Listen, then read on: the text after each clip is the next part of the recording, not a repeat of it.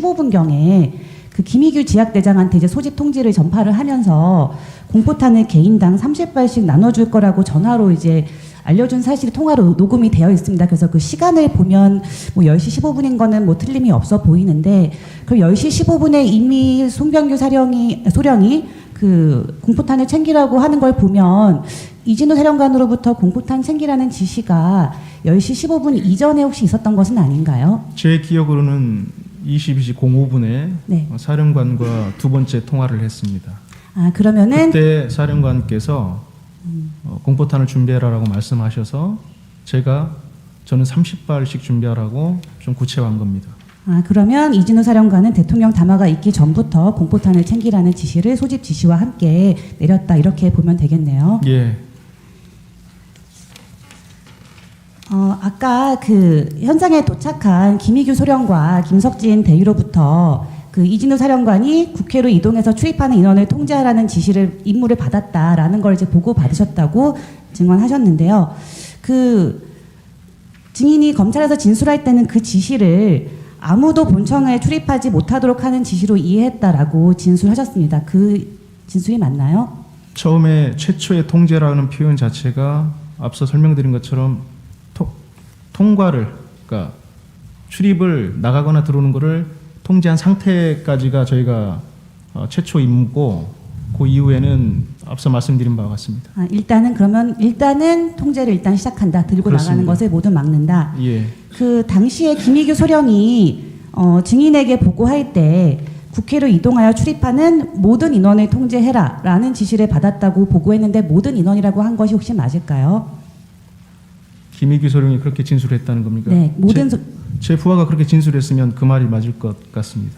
그 아까 증인이 23시 51분경에 이진우 사령관과 통화한 사실을 인정하셨는데, 그 당시에 이제 아마 그 즈음에 뭐 경찰 협조를 받아서 담 넘어 들어가라, 이런 내용을 이제 지시를 받았다고 하셨습니다.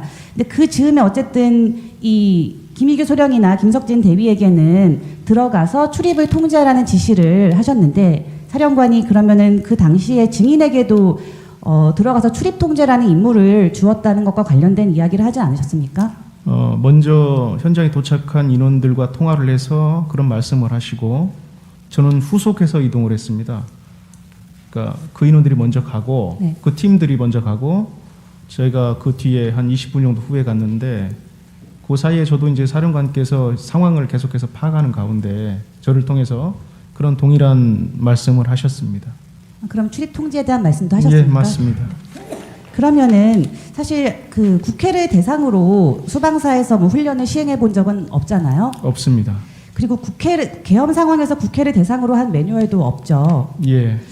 그러면은 김희규 소령이나 김석진 대위로부터 혹은 이진우 사령관으로부터 이제 출입 통제를 해야 된다라는 임무를 이제 받으셨는데, 이게 매뉴얼에도 없기도 하고, 또 평소와 달리 지금 실탄이나 총기까지 안 가지고 비무장으로 들어가라고 지시를 이제 받으신 상태인데, 예. 그러면 비무장으로 들어가서 본청 출입 통제를 왜 해야 되고 어떻게 해야 되는지에 대해서 좀 그 의미가 무엇인지 이런 거를 좀 물어보셨을 것 같거든요. 그런 것을 물어보지 않으셨습니까? 앞서 제가 말씀드린 것처럼 저희한테 주어진 이 과업이 정확하게 어떠한 목적을 위해서 한다라는 그 목적이 불분명했습니다. 그렇기 때문에 제가 말씀드린 것처럼 그때 그리고 그런 임무를 부여받고 또 현장에 가서 오히려 저희가 보호해야 될 시민들이 저희의 행위를 막는 그런 모습을 보면서 상당히 의아해하고 있는 그런 상황이었던 겁니다. 그 아까 이제 예. 현장에 이제 경내로 진입한 김희규 소령이 한 28분 새벽 한 28분 29분경 예. 그 즈음에 이제 그 본청 건물 가까이에 진입을 했잖아요. 예. 그때 이제 아마 증인에게 보고를 한 것 같습니다. 국회 본청 건물에 정문으로 갔는데 뭐 특전사 인원과 사람들이 대치하고 있었다, 이런 보고를 받으셨죠. 예, 예, 그렇습니다. 그때 김희규 소령이 경찰에서 진술하기로는 국회의사당 출입구에 민간인이 많아서 민간인도 다치고 우리도 다칠 것 같다, 그래서 국회의사당 안으로 못 들어간다, 이렇게 보고를 했다고 하는데, 그 김희규 소령이 국회의사당 본청 안으로 못 들어간다고 보고한 사실이 맞나요? 예, 제가 그렇게 보고를 받았고 그래서 무리하지 말고 다른 곳이 있는지 한번 찾아보라고 했던 기억을 하고 있습니다. 그렇죠. 그래서 김유교 소령이 우회해서 들어갈 수 있는 문을 찾아보겠다 이렇게 말씀을 드리고 증인에게 증인이 이제 그러면은 뭐 본청 뒤쪽이나 다른 곳을 찾아보라 이렇게 말을 하고 일정 시간 후에 김유교 소령이 후문에도 특전사 인원과 사람들이 대치하고 있다 이런 보고를 했던 것이죠. 예, 그러면은 김희규 소령은 어쨌든 뭐 정문을 통해서든 혹은 정문이 사람이 많으니까 뭐 다른 후문이나 이런 문을 통해서든 본청 안으로 들어가려고 했던 것이 맞나요? 본청 안으로 들어간다기보다도 앞서 임무를 수행하기 위해서는 그러한 문들을 저희가 확보를 해야 됩니다.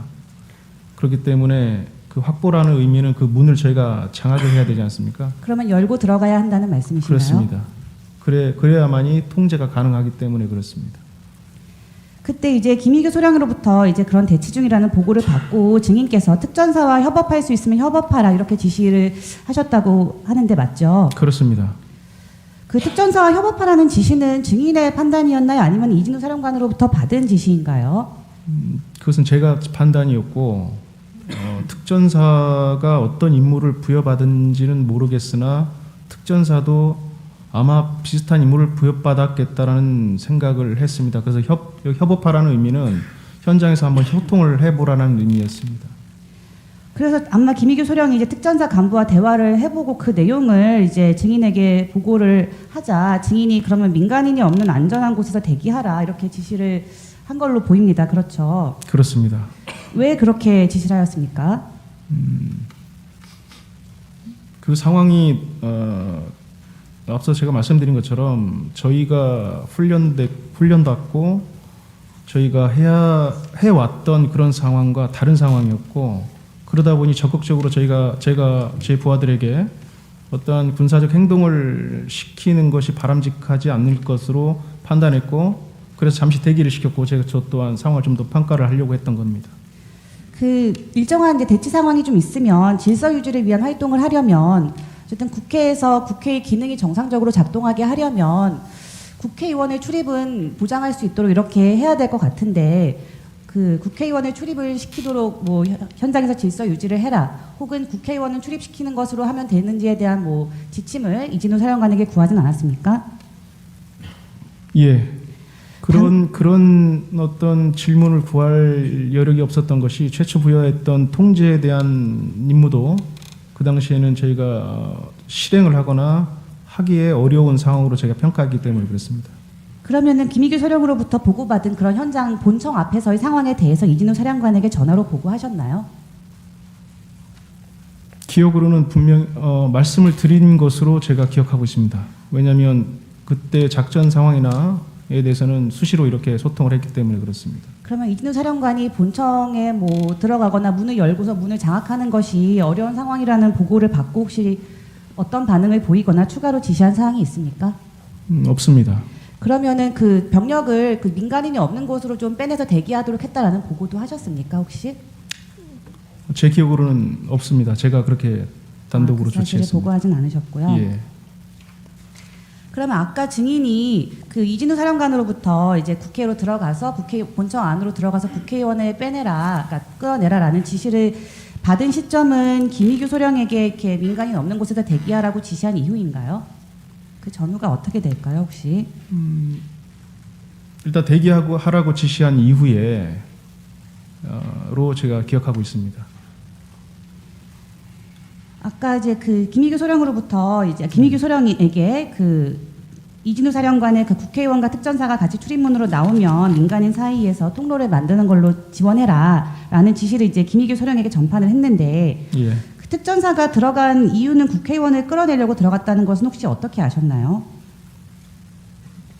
사령관께서 그렇게 표현을 했기 때문에 알았습니다. 아, 사령관께서는 특전사가 국회의원을 데리고 나온다는 표현을 특별히 하셨던 것인가요? 예. 네, 알겠습니다. 의원들을 끌고 나오면 지원하라는 말씀을 하셨기 때문에 그렇게 이해를 하고 있습니다. 마지막 질문인 것 같은데요. 남은 시간 이따 쓰겠습니다. 그 아까 증인이 이제 한 새벽 1시경에 이제 후속대대로 도착한 이특임대대 윤덕규 소령에게 이제 서강대교 북단에 도착했다 이런 이제 보고를 받으시고 당시에 윤덕규 소령은 증인에게 저희 구체적 임무가 무엇입니까? 라고 증인에게 물었다고 하거든요. 그러면서 그러자 증인께서 국회 안에 있는 인원을 다 끌어내야 한다라고 알려주었다고 하는데 그런 사실이 있나요? 그렇게 뭐 진술했으면 그러니까 부여받은 임무는 그것이 우리의 임무는 그것이다. 그것은 이제 타임라인을 보면 제가 사령관으로부터 제고된 명령을 받고 난 이후에 통화한 건데 그것은 그 저희 경비단뿐만 아니라 특수전사령부 특전사까지 포함해서 아마 국회 내에 인원들을 끌어내는 임무를 부여받은 것 같다라고 표현을 했습니다. 네, 남은 거 이따 쓰겠습니다. 예, 피청구인 척 하십시오. 증인, 그 방금 타임라인상 이준우 사령관한테 지시를 받고 그 시간 어간에 지시를 한 것이라고 얘기했잖아요. 예, 그렇습니다.